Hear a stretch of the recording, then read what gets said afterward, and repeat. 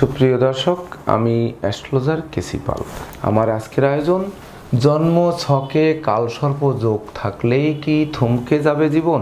দেখুন, কালসর্প যোগ বা কালসর্প দোষ নিয়ে এই সোশ্যাল মিডিয়ায় যে আলোড়ন তৈরি হয়েছে, বিশেষ করে কালসর্প যোগ বা কালসর্প দোষ আছে মানেই তোমার জীবনে আর কিছু হবে না, অর্থাৎ এ জীবন ব্যর্থ, এ জীবন এভাবেই চলবে, অর্থাৎ জরা ব্যাধি দুঃখ দৈন্য এগুলো যেন নিত্য সাথী হবে, জীবনে যেন বিদ্রোহ ফাটল ক্ষয়ক্ষতি লোকসান ধ্বংস বিপর্যয় নিঃস্ব রিক্ত জীবনযাপন, ঋণগ্রস্ত জীবনযাপন, এমনকি উত্তরাধিকার সূত্রে প্রাপ্ত ধন সম্পদ সম্পত্তি হারিয়ে যেন মানবেতর জীবনযাপন করতে হবে। তো কালসর্প যোগ আর কালসর্প দোষ এই দুটির মধ্যে পার্থক্য কি? দেখুন, রাহু কেতুর এক পাশে যদি সকল গ্রহ অবস্থান করে, অর্থাৎ বাকি যে 7টি গ্রহ রাহু কেতু বাদে সেটি যদি এক সাইডে অবস্থান করে, তখন কিন্তু কালসর্প যোগ বা দোষ হবে। তো কালসর্প যোগ কখন হবে? রাহু কেতুর এক পাশে যে গ্রহগুলো অবস্থান করবে, লগ্ন সাপেক্ষে সেই গ্রহ যদি পাপ গ্রহ পাপ ঘরে অবস্থান করে, যেমন কুম্ভ লগ্নের ক্ষেত্রে চন্দ্র মঙ্গল বৃহস্পতি 3টি গ্রহ পাপ গ্রহ। তো চন্দ্র কোথায় অবস্থান করছে? চন্দ্র দেখুন ষষ্ঠপতি, সে কিন্তু দশমে বৃহস্পতিকে সঙ্গে নিয়ে অবস্থান করছে। তো বৃহস্পতি কিন্তু পাপ গ্রহ এবং চন্দ্রও কিন্তু পাপক গ্রহ, কিন্তু সে দশমে কর্মভাবে অবস্থান করছে কুম্ভ লগ্নের ক্ষেত্রে। তাছাড়া মঙ্গলও কিন্তু পাপক গ্রহ। তো মঙ্গল কিনা ভাগ্যস্থানে অবস্থান করছে শুক্রকে সঙ্গ নিয়ে। তো শুক্রকে সঙ্গে নিয়ে শুক্র কুম্ভ লগ্নের জাতক জাতিকাদের জন্য একমাত্র শুভকারক গ্রহ। আর এই শুক্র মঙ্গলের সম্বন্ধ যদি তৈরি করে, বিশেষ করে শুক্র মঙ্গল দৃষ্ট বা শুক্র মঙ্গল যুক্ত, এগুলো কিন্তু রাজযোগের কারক হয়। তাছাড়া বৃহস্পতি কুম্ভ লগ্নের ক্ষেত্রে কিন্তু মারক গ্রহ, যেমন পাপ তেমনি মারক গ্রহ। তো বৃহস্পতি কিনা সে দশমভাবে বসে আছে, আর শুক্র মঙ্গল যুক্ত থেকে রাজযোগ তৈরি করলো, সে কিন্তু ভাগ্যস্থানে বসে আছে। তাহলে আমার প্রাণপ্রিয় দর্শকরা, এবার বলুন যে কালসর্প দোষ হবে না কালসর্প যোগ হবে? যে লগ্ন সাপেক্ষে, আবারও বুঝুন যে লগ্ন সাপেক্ষে চন্দ্র মঙ্গল বৃহস্পতি 3টি গ্রহ পাপ গ্রহ। তো সেই চন্দ্র কিনা ষষ্ঠপতি, সে কর্মভাবে দেবগুরু বৃহস্পতিকে সঙ্গে নিয়ে বসে আছে।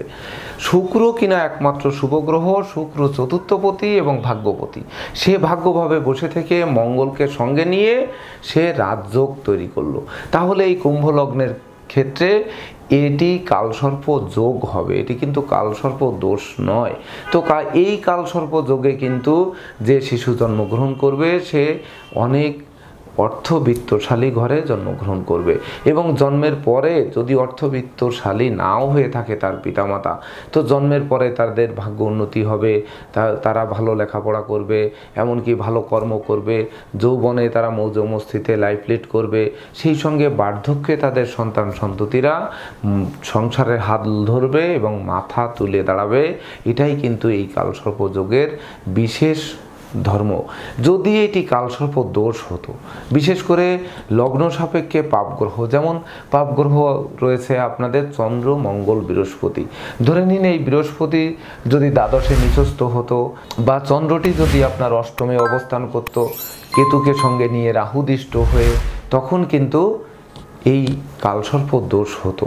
তাছাড়া মঙ্গল যদি আপনাদের রাশি লগ্নের দ্বাদশে গিয়ে তুঙ্গস্থ হতো, বা অষ্টমে গিয়ে সেই চন্দ্রের সঙ্গে কেতুর সঙ্গে যুক্ত হয়ে রাহু দৃষ্ট হতো, তখন কিন্তু কালসর্প দোষ হতো।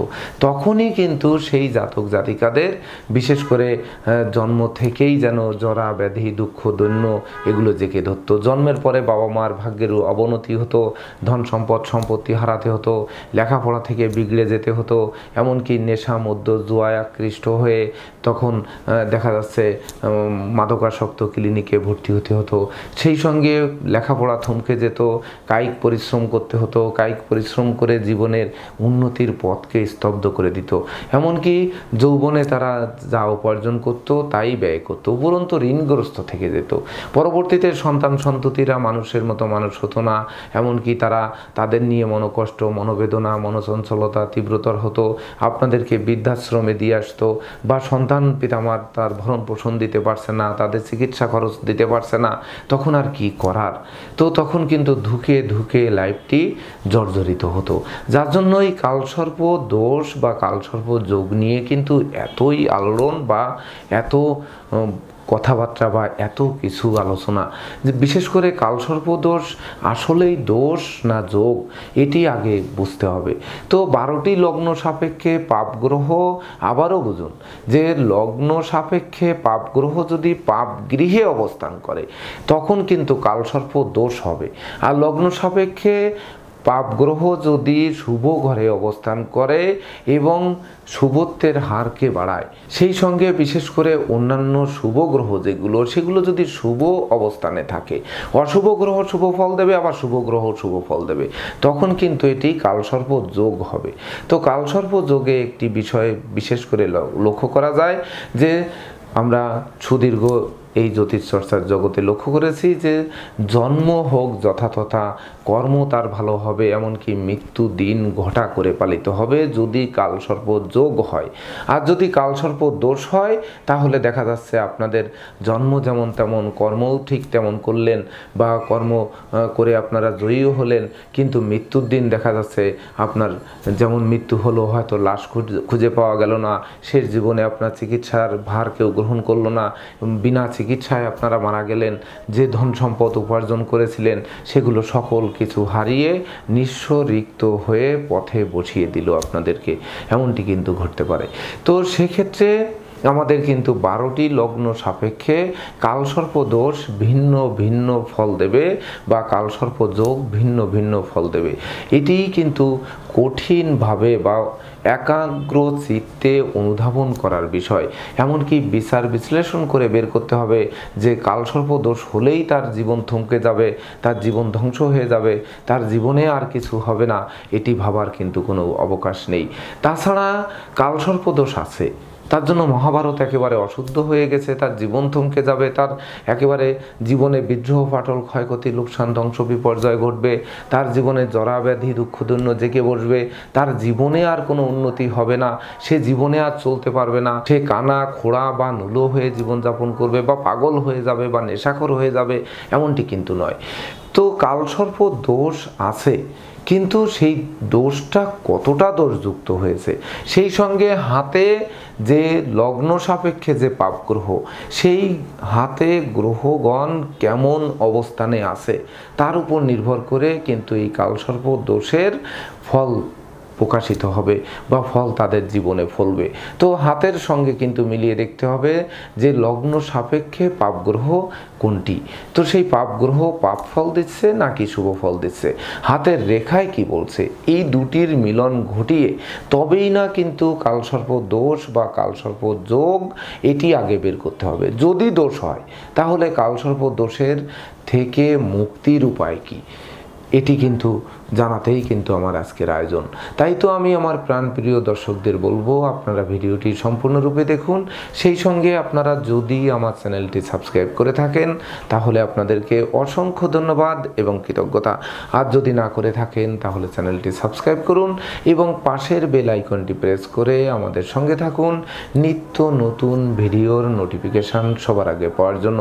আমার প্রাণপ্রিয় দর্শকদের কাছে একটি নিবেদন থাকবে, আপনারা যদি বুঝতে অসমর্থ হন তাহলে কমেন্ট বক্সে জানাবেন, এমনকি যদি প্রকৃতপক্ষে এই ভিডিও আপনাদের বিশেষ করে জানতে বুঝতে সক্ষম করে আপনাদের কালসর্প দোষ না যোগ বুঝতে পারেন, এমনকি কালসর্প দোষ যদি হয়ে থাকে তো প্রতিকার গ্রহণ করে বা এই কালসর্প দোষ থেকে মুক্তির উপায় যেটি দেওয়া থাকবে সেই পথ অবলম্বন করে যদি সত্যিকারে উপকৃত হন, তখন আপনারা ভিডিওটিতে একটি লাইক করতে পারেন, কমেন্ট করে আপনাদের মতামত জানাতে পারেন যে পরবর্তীতে কী ধরনের ভিডিও দেখতে চান, এমনকি শেয়ার করেও আপনাদের প্রিয়জনদের এই কালসর্প দোষ বা কালসর্প যোগের পার্থক্য বোঝার সুযোগ করে দিতে পারেন।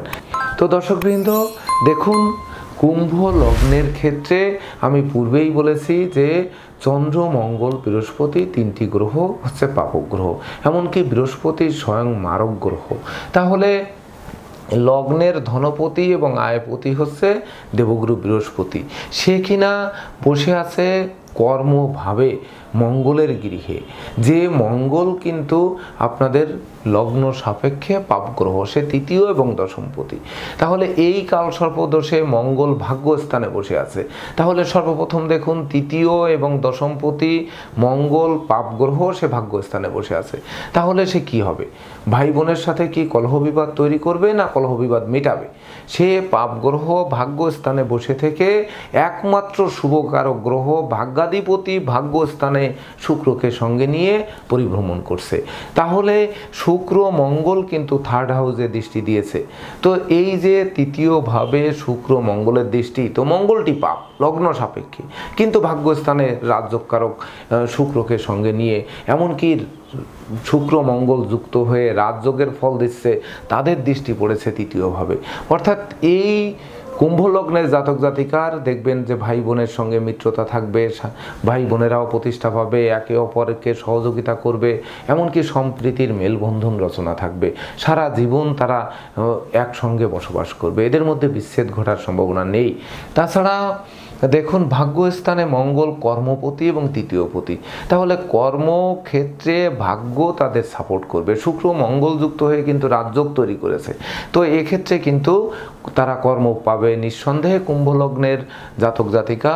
তবে কর্মপতি ভাগ্যস্থানে থাকার জন্য সে দেখা যাচ্ছে ইন্ডাস্ট্রিয়াল ব্যবসা, ইমারত দ্রব্যের ব্যবসা, সে দেখা যাচ্ছে বিশেষ করে ভূমি মন্ত্রণালয়ের অধীনে কোনো কর্ম বা গৃহ নির্মাণ শিল্প, সেই সঙ্গে কাঠ, ফার্নিচার, আগুন, বিদ্যুৎ, জ্বালানি মন্ত্রণালয়ের অধীনে কর্ম, বা সেই সকল ব্যবসা, ইলেকট্রিক ব্যবসা, ইলেকট্রনিক্স ব্যবসা, এই সকল ব্যবসা বাণিজ্যে সে কিন্তু জয়ী হবে।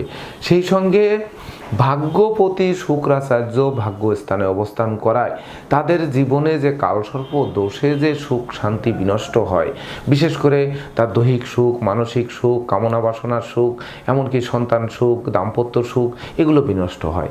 তো সেই সুখের কারক যে চতুর্থ এবং ভাগ্যপতি শুক্র স্বয়ং ভাগ্যস্থানে অবস্থান করে মঙ্গলকে সঙ্গে নিয়ে রাজযোগ তৈরি করেছে। তাহলে বন্ধু বান্ধব, আত্মীয় পরিজনেরা সহযোগিতার হাত বাড়িয়ে ধরবে, সেই সঙ্গে নিজেদের ভাগ্যও চমকে দেবে, নিজেরাও প্রচুর উপার্জন করবে।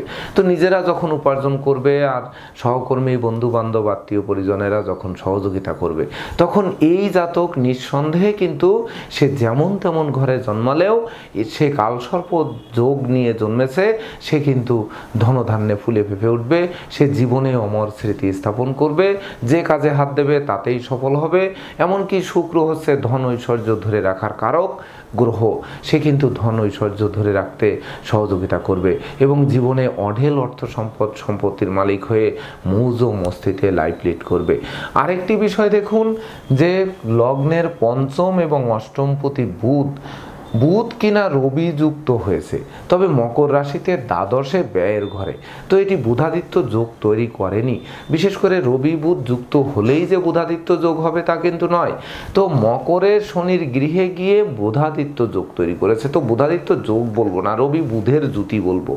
তো পঞ্চম এবং অষ্টমপতি সে কিনা দ্বাদশে গিয়ে সপ্তমপতি রবিকে সঙ্গে নিয়ে পরিভ্রমণ করছে। তাহলে এখানে কি হতে পারে, যে সপ্তমপতি রবি যেহেতু ব্যস্ত হয়েছেন, তবে বিবাহের পর তার দাম্পত্য জীবনে কিছু অশান্তি হতে পারে, অংশীদারদের সাথে কিছুটা মতানৈক্য তৈরি হতে পারে, এমনকি ব্যবসা বাণিজ্য আলাদা করতে হতে পারে। তো আমরা অংশীদারি ব্যবসা বাণিজ্য করবো না, আমরা একক ব্যবসা বাণিজ্য করব। সেই সঙ্গে যেহেতু বুধ বিদ্যাপতি এবং অষ্টমপতি, তো তার লেখাপড়ায় কিন্তু কিছুটা বাধা আসতে পারে, যেহেতু ব্যয়ের ঘরে আছে, বা বাধা আসার কারণে, ব্রেক হওয়ার কারণে একই ক্লাসে দুইবার পড়তে হতে পারে। তার জন্য কিছু অর্থ ব্যয়, পিতামাতার কিছু অর্থ ব্যয় হতে পারে, একটি বছর লস হতে পারে। তাই বলে সেই জাতক যে বা জাতিকা যে সফল হবে না এমন কথা কিন্তু এই রবি বুধ দ্বাদশে থেকে সেটি কিন্তু বলছে না। উপরন্তু আপনাদের লগ্নপতি এবং দ্বাদশপতি শনি মহারাজ সে কিন্তু একাদশে বসে আছে বৃহস্পতির গৃহে। তো কুম্ভ লগ্ন জাতক বা জাতিকা।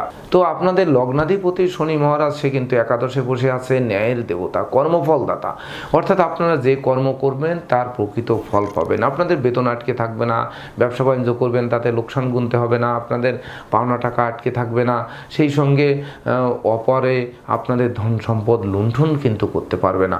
এই শনি মহারাজ যদি আপনারা সৎ হন, নির্ভীক হন, পরোপকারী হন, ধার্মিক হন, যোগী হন, তবে এই সততাই কিন্তু আপনাদের পুরস্কৃত করবে। অর্থাৎ এই শনি মহারাজ কিন্তু যেমন মহারাজ সে আপনাদের রাজার মতো লাইফ লিড করাবে। তাহলে এখানে কালসর্প দোষ হলো কোথায়? এটি তো কালসর্প যোগ তৈরি করেছে দেখুন।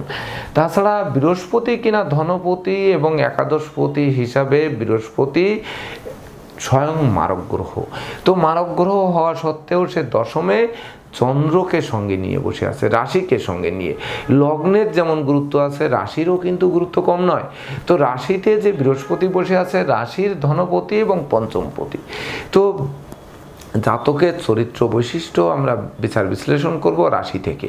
তো বৃশ্চিক রাশির জাতক জাতিকা তারা কিন্তু একটু ক্রোধী, রাগী, তেজি, জেদি এগুলো হতে পারে, তথাপিও তারা কিন্তু ভেঙে চুরে নতুন কিছু তৈরি করবে। আর সেই নতুন কিছু তৈরি করতে কিন্তু এই বৃহস্পতি কর্মভাবে থেকে কর্মের মাধ্যমে অবিস্মরণীয় হয়ে থাকবে, বা কর্মের মাধ্যমে তারা জগতের বুকে মাথা তুলে দাঁড়াবে। এমন হতে পারে যে কর্মস্থলে যেহেতু ধনপতি এবং আয়পতি বৃহস্পতি বসে আছে, তো তাদের আয় উপার্জনের পথ হতে পারে শিক্ষকতা, গবেষণা, লেখনী, এমনকি আইন পেশা, এই সকল পেশাও কিন্তু তারা জয়ী হতে পারে। সেই সঙ্গে রাশিতে বৃহস্পতি তাদের নিশ্চিত করে সৎ, নির্ভীক, পরোপকারী, ধার্মিক, উদার এগুলো কিন্তু করবে। তো এগুলো যখন করবে তখন মাঙ্গলিক দোষের ছোঁয়াটি কোথায়? হ্যাঁ, ছোঁয়া আছে যে লগ্নের ধনভাবে রাহু ধন সঞ্চয়ে বাধা সৃষ্টি করবে। তো আমাদের সঞ্চয়ে মনোভাবাপন্ন হতে হবে। আর ধনপতি বৃহস্পতি কিনা মারক গ্রহ এবং পাপ গ্রহ, সে কর্মভাবে বসে আছে। তাহলে আমরা কর্মে যেটি উপার্জন করব, সেটি যদি আমরা 1 টাকা উপার্জন করলাম, যদি 10 পয়সা করে সঞ্চয় করি, সারা জীবন যদি সঞ্চয়ে মনোভাবাপন্ন হই, তখন কিন্তু এই ধনভাবস্থ রাহু ধন সঞ্চয়ে বাধা সৃষ্টি করে বা সঞ্চিত অর্থ নষ্ট করে আপনাদের নিঃস্ব রিক্ত করতে পারবে না। তাছাড়া এই রাহু যে ধনভাবে অবস্থান করেছে, তার তৃতীয় দৃষ্টি দ্বাদশভাবে দিয়েছে, কিছুটা ব্যয়ের মাত্রা বাড়াবে, এটাই স্বাভাবিক। তার পঞ্চম দৃষ্টি যেহেতু আপনাদের রাশির উপরে বা পাপস্থ বৃহস্পতির উপরে পড়েছে, তো সেক্ষেত্রে কর্ম নিয়ে কিছু চিন্তা যুক্ত থাকতে হতে পারে, ঘন ঘন কর্ম পরিবর্তন করতে হতে পারে, কর্মে হয়রানিমূলক দুর্বদলি হতে পারে। তথাপিও রাশিতে বৃহস্পতি অর্থাৎ বৃশ্চিক রাশিতে বৃহস্পতির অবস্থান কর্মভাবে, যতই বৃহস্পতি মারক হোক, সে তো ধনপতি এবং আয়পতি। তাছাড়া রাশির ধনপতি এবং পঞ্চমপতি, সে সূত্রে কিন্তু এই বৃহস্পতি তার কর্মের ক্ষেত্রে সাপোর্ট দেবে।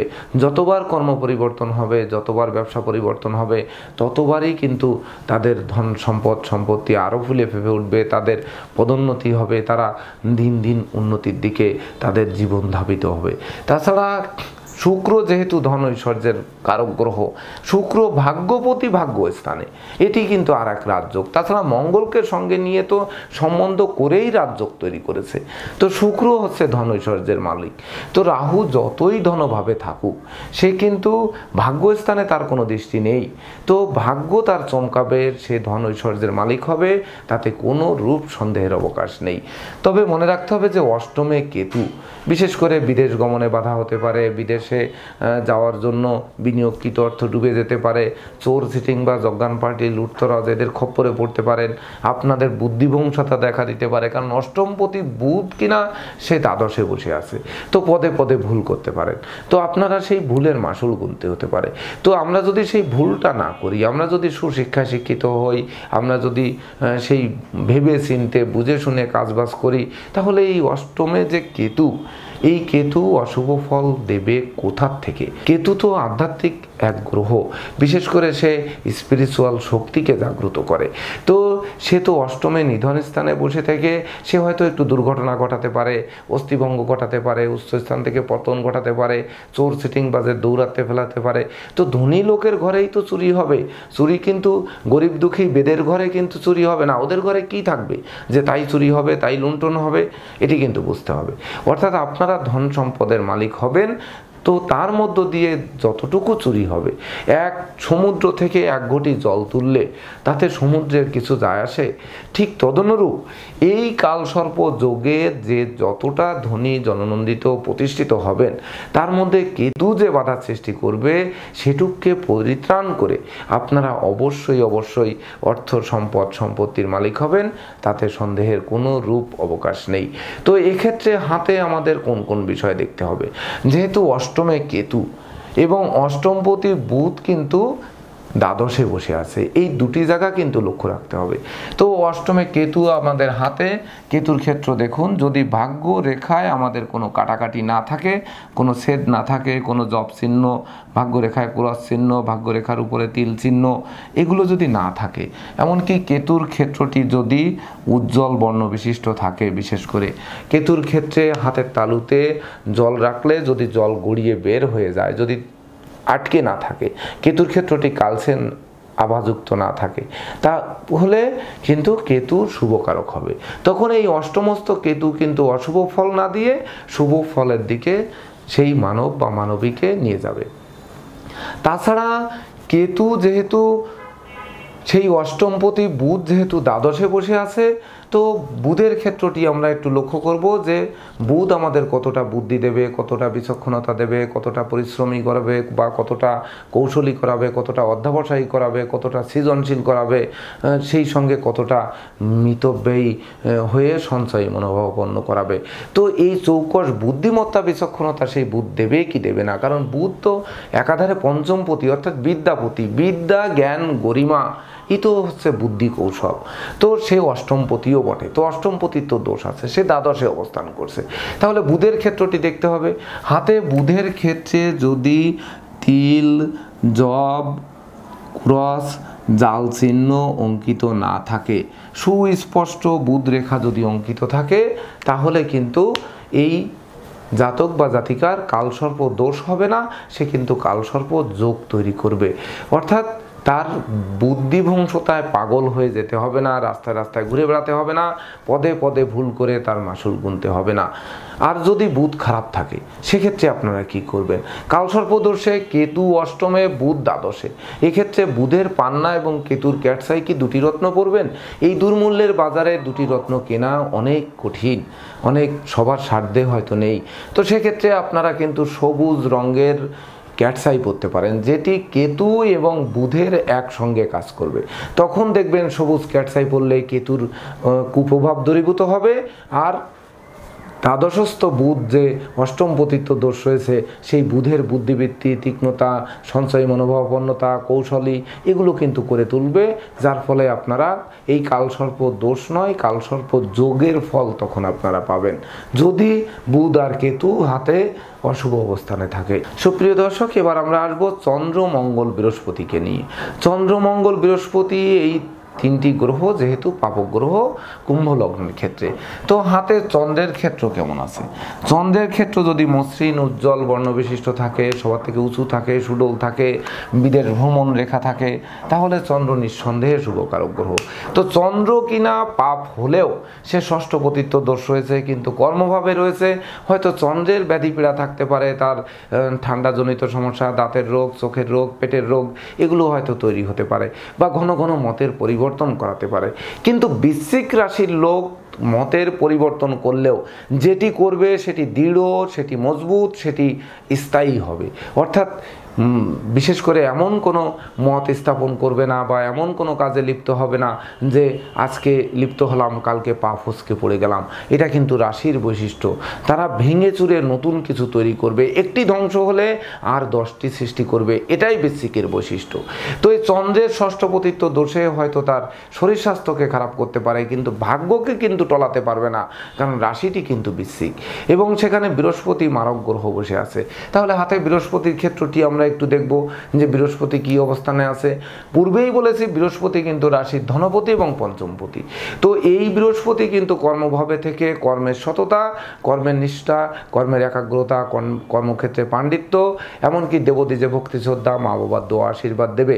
তো কর্মক্ষেত্রে যখন সে সৎ মানুষ হবে, তাহলে সে কর্মে দক্ষতার বলে সে কর্মে উন্নতি করবে। তাছাড়া রাশির ধনপতি যে বৃহস্পতি, সে সৎ পথে কিন্তু উপার্জন করবে, সে অসৎ পথে যাবে না। যখন অসৎ পথে যাবে না, বারবনিতা, বেশ্যা সংসর্গ, ঘুষ উৎকোচ গ্রহণ, নেশা জাতীয় দ্রব্য সেবন, এগুলোর মধ্যে যখন যাবে না, তখন তার জরাব্যাধি দুঃখদৈন্য আসবে কেন, কোথা থেকে আসবে?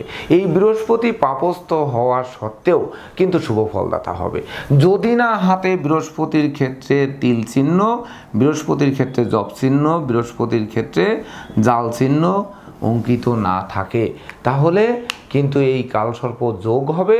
এই বৃহস্পতি পাপস্থ হওয়া সত্ত্বেও এই বৃহস্পতি কিন্তু প্রতিষ্ঠা, যশ, সম্মানে, সুউচ্চ আসনে আদি অধিষ্ঠিত করবে, এবং যার ফলে তাদের মৃত্যু দিন ঘটা করে পালিত হবে। তো এখানে কিন্তু বৃহস্পতি যদি হাতে অশুভ থাকে, তখন আপনারা কিন্তু বিশেষ করে সবুজ রঙের ক্যাটসাই পড়ছেন, সে সঙ্গে বৃহস্পতির একটি প্রতিকার আপনারা পোকরাজ পরিধান করতে পারেন। এবার হচ্ছে আর দুটি গ্রহ হচ্ছে চন্দ্র এবং মঙ্গল, এই দুটি গ্রহ পাপক গ্রহ। তো চন্দ্র কিনা সে বৃহস্পতিকে সঙ্গে নিয়ে বৃশ্চিকে অবস্থান করছে। মেষ আর বৃশ্চিক দুটি রাশির অধিপতি মঙ্গল, দুটিরই চরিত্র প্রায় এক, কিন্তু মেষ অপেক্ষা বৃশ্চিকের চরিত্র অধিক মসৃণ, অধিক সমৃদ্ধশালী বা অধিক জীবন গড়ার স্বপ্ন নিয়ে বৃশ্চিক রাশির জাতক জাতিকাদের বৈশিষ্ট্য প্রতিফলিত হয়। তো বৃশ্চিক রাশির জাতক জাতিকারা এমনকি অত্যন্ত নিট অ্যান্ড ক্লিন, স্বাধীনচেতা, সেই সঙ্গে নম্র, ভদ্র, শান্তশিষ্ট হন। আর মেষ রাশির জাতক জাতিকারা রাগী, জেদি, ক্রোধী একটু বেশি হন। তো বৃশ্চিকের যে মঙ্গল, বৃশ্চিক রাশির মঙ্গল কিন্তু সৃষ্টি করবে, আর মেষের মঙ্গল কিন্তু ধ্বংস করবে। তো মঙ্গল কিনা পাপস্থ, সে ভাগ্যস্থানে শুক্রকে সঙ্গে নিয়ে রাজযোগ তৈরি করেছে। তো হাতে মঙ্গল যতই খারাপ থাকুক, মঙ্গলে তিল থাকুক, মঙ্গলে ক্রস থাকুক, মঙ্গলে জাল চিহ্ন থাকুক, কিন্তু মঙ্গল কিন্তু প্ল্যানেটে রাজযোগ তৈরি করেছে শুক্রকে সঙ্গে নিয়ে। তো এখানে শুক্র আর মঙ্গল দুটি গ্রহ যতই খারাপ থাকুক, যে শুক্রের ক্ষেত্রে তিল, শুক্রের ক্ষেত্রে জপ, শুক্রের ক্ষেত্রে জাল, যত যাই কিছু থাকুক না কেন, এই দুটি কিন্তু কোনো ক্রমেই নেগেটিভ ফল দিতে পারবে না, কারণ প্ল্যানেটে কিন্তু শুক্র মঙ্গল ভাগ্যস্থানে রাজযোগ তৈরি করেছে। তাহলে এই যে কালসর্প যোগ তৈরি হলো, তো কালসর্প দোষ নিয়ে ধরুন আমরা কিন্তু সর্বদা যে চিন্তা ক্লিষ্ট, সর্বদা ব্যথিত, যে জীবনে কি হবে, আমার সন্তানের কালসর্প দোষ, আমার সন্তান মানুষ হবে না, আমার ভাইয়ের কালসর্প দোষ বা বোনের কালসর্প দোষ, এ আর মানুষের মতো মানুষ হবে না, এ প্রতিষ্ঠা পাবে না, এর জীবন ধ্বংস হয়ে যাবে, বা আমার কালসর্প দোষ, আমার জীবনে আর কিছু হবে না। তো দেখুন, এই যে কালসর্প দোষটি আমরা দেখালাম, এটি কিন্তু কালসর্প যোগে তৈরি করেছে। শুধুমাত্র একটি দিকে যদি আমরা কেতু আর বুধকে দেখি, এক্ষেত্রে কিন্তু পাপ গ্রহের কোনো রূপ পাপ ফল দেওয়ার সম্ভাবনা নেই, বা তাদের ক্ষমতাও পর্যন্ত নেই, সে ক্ষমতা কিন্তু লোপ পেয়েছে। তো যে পাপ গ্রহ, সেই পাপ গ্রহগুলো শুভ ফল দিচ্ছে। হ্যাঁ, এই পাপ গ্রহ কুম্ভ লগ্নের ক্ষেত্রে এই পাপ গ্রহ মঙ্গল যদি কিনা অষ্টমে অবস্থান করত, শুক্র কিনা যদি কন্যা রাশিতে অষ্টমে অবস্থান করত, বৃহস্পতি কিনা সে অষ্টমে অবস্থান করত, বা বৃহস্পতি কিনা আপনাদের লগ্নের দ্বাদশে গিয়ে নিঃস্বস্ত হতো, তখন কিন্তু কালসর্প দোষ তৈরি করত। আর সেক্ষেত্রে কিন্তু আমাদের বৃহস্পতি আর মঙ্গলের ক্ষেত্রের শুভত্ব, অশুভত্ব, চন্দ্রের অশুভত্ব, শুভত্ব, এগুলো সব কিন্তু দেখতে হতো। তখন কিন্তু তাদের জীবন দুর্বিষহ হতে পারত। তবে কালসর্প দোষের একটি কথা, যে যতই দুর্বিষহ হোক না কেন, বা যতই কুলি মজুরি হোক না কেন, বা যতই রাস্তার পাশে সেই বেদেনি হোক না কেন, এদের মৃত্যুদিনটা কিন্তু ঘটা করে পালিত হবে। অর্থাৎ কালসর্প দোষ বা কালসর্প যোগ যেটি নিয়েই জন্মান না কেন, সেই জন্মের পরে তারা এমন কর্ম, এমন বিদ্যা, এমন পেশা অবলম্বন করবেন, যা আপনাদের অমর করে রাখবে এবং জীবনের ভিতকে রচনা করে মৃত্যুর পর মৃত্যুদিন ঘটা করে পালিত করবে। তো এই কালসর্প দোষ দেখেই যে তাদের জীবন বিপন্ন হবে, তাদের জীবনে আর কিছু হবে না, এই হতাশা গ্লানি ছেড়ে দিয়ে আপনারা আগে লগ্ন সাপেক্ষে অবস্থানগুলো দেখুন। যে যেমন মেষ লগ্নের যদি জাতক জাতিকা হন, তো মেষ লগ্নের জাতক জাতিকা হলে তাহলে আপনাদের লগ্নের, যদি ধরুন লগ্নে রাহু আছে, তুলায় কেতু আছে, আর বাকি গ্রহগুলো ধরুন আপনাদের এই মকর ক্রান্তির মধ্যে, অর্থাৎ ডান সাইডে সকল গ্রহগুলো আছে। তো এক্ষেত্রে আপনারা কি করবেন, যে মেষ লগ্নের ক্ষেত্রে আমাদের কিন্তু দেখতে হবে যে শনি, বুধ, শুক্র তিনটি গ্রহ পাপ গ্রহ। তো এই পাপ গ্রহ কি অষ্টম দ্বাদশে অবস্থান করছে কিনা, তো বা বিশেষ করে পাপ গ্রহ পাপযুক্ত, পাপদিষ্ট, রাহুযুক্ত, রাহুদিষ্ট এমন হচ্ছে কিনা, এমনটি কিন্তু দেখতে হবে। যেমন বৃষ লগ্নের ক্ষেত্রে কিন্তু বৃহস্পতি, শুক্র এবং চন্দ্র তিনটি গ্রহ পাপ গ্রহ। তো যদি আপনাদের বৃষ লগ্ন হয়, তো বৃষ লগ্নের ক্ষেত্রে বৃহস্পতির অবস্থান কোথায়, শুক্রের অবস্থান কোথায়, চন্দ্রের অবস্থান কোথায়, তার উপর নির্ভর করে কিন্তু কালসর্প দোষ বা যোগ হবে, এটি কিন্তু মাথায় রাখতে হবে। এমনকি যদি মিথুন লগ্ন হয়, তাহলে মিথুন লগ্ন হলে আপনাদের দেখতে হবে যে মঙ্গল, বৃহস্পতি এবং রবি এই তিনটি গ্রহ পাপ গ্রহ। তো মঙ্গল কোথায় আছে, মঙ্গল পাপ ফল দিচ্ছে কিনা, পাপযুক্ত পাপদিষ্ট হয়েছে কিনা, বৃহস্পতি পাপযুক্ত পাপদিষ্ট হলো কিনা এবং রবি পাপযুক্ত পাপদিষ্ট হলো কিনা, এভাবে দেখেই কিন্তু বিচার বিশ্লেষণ করতে হবে। তো মিথুন লগ্নের ক্ষেত্রে মঙ্গল, বৃহস্পতি, রবি তিনটি গ্রহ পাপ গ্রহ, তারা যদি পাপ ফল দেয় বা পাপ গৃহে অবস্থান করে পাপ গ্রহ যুক্ত হয়, আর সেই ক্ষেত্রে হাতে যদি রবি, বৃহস্পতি এবং মঙ্গল এই তিনটি গ্রহের ক্ষেত্র যদি অশুভ থাকে, তখন কিন্তু এটি কালসর্প দোষ হবে। তখন কিন্তু অবশ্যই তার প্রতিকার ধারণ করার আবশ্যকতা রয়েছে। নচেত জরা ব্যাধি দুঃখ দৈন্য কোনো ক্রমেই পিছু ছাড়বে না। জীবনটা কিন্তু ওই অ্যাক্সেসার নৌকার মতো, যে অ্যাক্সের সিস্তে যেতে হবে, অর্থাৎ নৌকায় জল শুধু উঠবে, সারা পথ যতক্ষণ যাবেন শুধু জল ফেলতে যেতে হবে। জীবনে কখনো শান্তি অনুভব করা যাবে না, জীবনে কখনো প্রতিষ্ঠা পাওয়া যাবে না, প্রতিষ্ঠার পথে বারবার হোঁচট খেতে হবে। জীবনে 10 টাকা উপার্জন করলেন, 11 টাকা ছিনতাই হয়ে গেল, বা 11 টাকা বিনিয়োগ করে নষ্ট করে ফেললেন, আবার ঋণগ্রস্ত হলেন, সেখান থেকে আবার চলা শুরু হলো। তবে কালসর্প দোষের লোক কিন্তু কখনো থেমে থাকে না, তারা অলস হন না, তারা কর্মঠ হন, তারা কর্মঠ হবেন, এমনকি কর্ম করবেন, কিন্তু কর্মের ফল পাবেন না যদি লগ্ন সাপেক্ষে সেই পাপ গ্রহ পাপ গৃহে অবস্থান করে।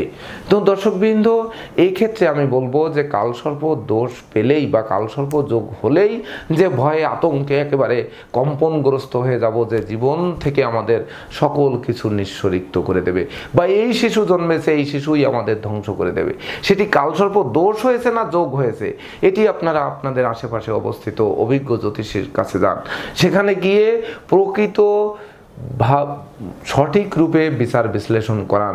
বিচার বিশ্লেষণ করে তারপর আপনারা ভয়ে কম্পন শুরু করুন। আগেই না মরে ভূত হওয়ার কোনো কারণ নেই। তো সেটি বিচার বিশ্লেষণ করে হাতের রেখার সেই যে পাপগ্রহ, সেই পাপগ্রহ পাপ অবস্থানে আছে কিনা, খারাপ অবস্থানে আছে কিনা, এটা দেখে এর প্রতিকার নির্ধারণ করুন। দেখবেন কালসর্প দোষও কিন্তু যোগে পরিণত হতে পারে, কারণ নেগেটিভ গ্রহ প্রতিকার দিয়ে দ্রুত পজিটিভ করা যায়, কিন্তু পজিটিভ গ্রহকে প্রতিকার দিয়ে পজিটিভ করা কিন্তু অনেকাংশে কঠিন। যেমন ধরুন আপনার ঘা হয়েছে, আপনার সেখানে মলম লাগালে ঘাটি কিন্তু সারবে, কিন্তু একটি পরিষ্কার জায়গা, এখানে কিছুই হয়নি, আপনি এর কি ট্রিটমেন্ট করবেন? হয়তো ভিতরে রোগ হয়ে আছে, কিন্তু বা আমরা জানতে পারছি না, আমরা বুঝতে পারছি না। তো শুভ গ্রহ যদি শুভ অবস্থানে থাকে, তার প্রতিকার দেওয়া যতটা কঠিন, তার থেকে অশুভ গ্রহের প্রতিকার দেওয়া কিন্তু অধিক সহজ। তো সেক্ষেত্রে অশুভ গ্রহের প্রতিকার দিয়ে আমরা যদি সেই গ্রহ দোষ থেকে মুক্ত হতে পারি, তাহলে তখনই কিন্তু কালসর্প দোষ কালসর্প যোগে পরিণত করে আপনাদের মহা মানবে পরিণত করবে। জীবনটা শেক্সপিয়ারের নাটকের ন্যায় দুলবে এবং মৃত্যুদিন ঘটা করে শত বছর পালিত হবে, তাতে সন্দেহের অবকাশ নেই। তো দর্শকবৃন্দ, এই ছিল আমার আজকের আয়োজন। আপনাদের যদি ভিডিওটি ভালো লাগে, সত্যিকার অর্থে আপনারা এই ভিডিও জানতে বুঝতে সক্ষম হন, প্রকৃতপক্ষে উপকৃত হন, তাহলে আপনারা কমেন্ট বক্সে জানাবেন।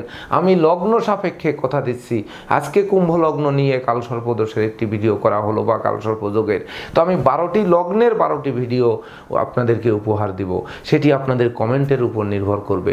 তো দর্শকবৃন্দ, আপনারা ভালো থাকুন। কালসর্প দোষ নয়, কালসর্প যোগ হয়ে আপনাদের জীবনে আশীর্বাদ হয়ে আসুক, দৈব শক্তি সম্পন্ন হয়ে আসুক, এই প্রত্যাশা নিয়ে আজকের মতো সমাপ্ত করছি। শুভ নমস্কার।